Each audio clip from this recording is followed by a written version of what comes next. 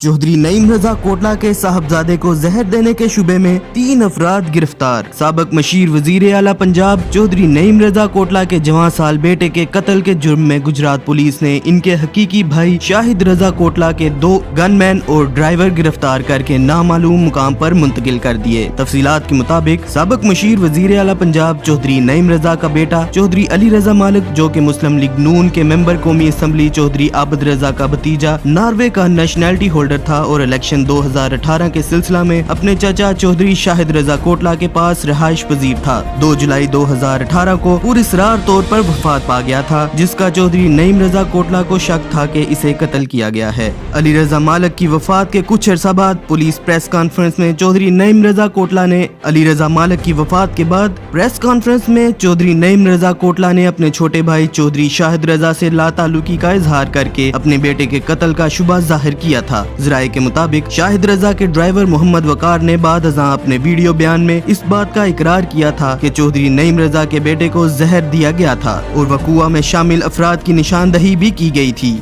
ज़राए के मुताबिक वो वीडियो बयान चौधरी नईम रजा कोटला के पास मौजूद है, जिस पर गुजरात पुलिस ने एक्शन लेते हुए चौधरी शाहिद रजा कोटला के 3 गनमैन राजा हक नवाज बाबर, मियां सैफुल्लाह गुलियाना और मोहम्मद वकार साकन सरगोदा को गिरफ्तार करके तफ्तीश शुरू कर दी है और ये सारी कार्रवाई वीडियो बयान पर की गई है। इमिग्रेशन और तारकीने वतन की खबरों से बाखबर रहने के लिए हमारा YouTube चैनल सब्सक्राइब करें और बेल आइकन को क्लिक करें।